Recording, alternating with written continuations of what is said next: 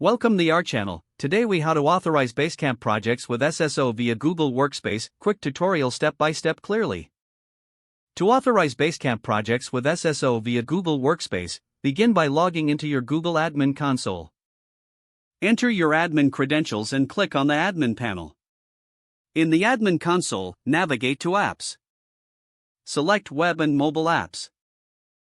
Click on the Add App button and choose Add Custom SAML App. Provide a name for your new app, like Basecamp. Upload your company logo if desired, then click Continue. Under General Settings, you'll be prompted to enter the application's details. Go to Basecamp and log in with your admin account. In Basecamp, navigate to your project settings. Look for the option to configure single sign-on.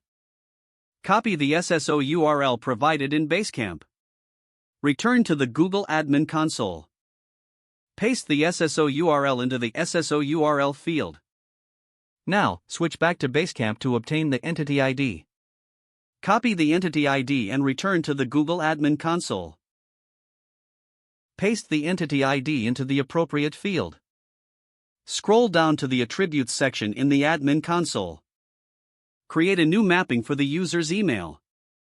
Set the name of the attribute to Basic Information. Click Continue to finalize the configuration. Review the settings for accuracy and click Finish.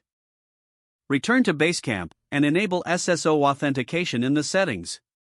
Test the integration by signing out and signing back in using your Google Workspace credentials. Confirm that you can access your Basecamp project seamlessly. If you encounter issues, double-check the SSO URL and entity ID for accuracy. Once everything is correctly set up, your teams will enjoy streamlined access to Basecamp projects using their Google Workspace credentials. If the page does not load, refresh the browser or try again in a private or incognito window. Don't forget to like this video and subscribe to our channel for more step-by-step tech guides.